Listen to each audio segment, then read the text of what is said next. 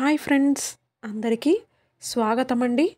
ఇవాల్టి మన వీడియోలో ఈ 2024వ సంవత్సరం రథసప్తమి ఎప్పుడు వచ్చింది, అలాగే సప్తమి తిథి ఎప్పటి నుంచి మొదలై ఎప్పటి వరకు ఉంటుంది అన్న విషయాలను ఈ వీడియోలో చూడబోతున్నాం. మాఘ శుక్లపక్ష సప్తమిని రథసప్తమిగా జరుపుకుంటారు.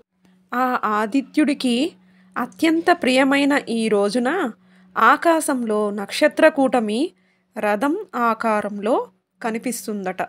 అందుకే అందరూ రథసప్తమి రోజున చిక్కుడుకాయలతో రథాన్ని తయారు చేసి ఆ సూర్యనారాయణ్ణి మొక్కుతారు.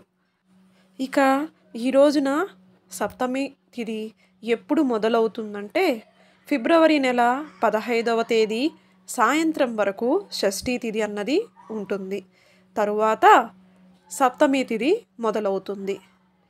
అలాగే 16వ తేదీ మధ్యాహ్నం 2:40 వరకు సప్తమి తిథి అన్నది ఉంటుంది.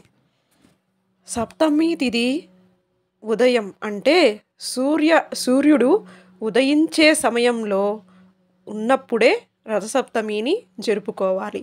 కాబట్టి ఈ సంవత్సరం ఫిబ్రవరి నెల 16వ తేదీన రథసప్తమిని జరుపుకోనున్నాము.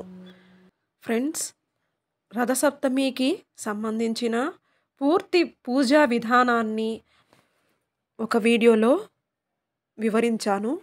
మీకు గనక ఈ వీడియో నచ్చితే లైక్ చేయండి, షేర్ చేయండి, సబ్స్క్రైబ్ చేసుకోండి. మరిన్ని మంచి భక్తి విశేషాలతో మరో మంచి వీడియోతో మళ్ళీ కలుద్దాం. Thank you for watching.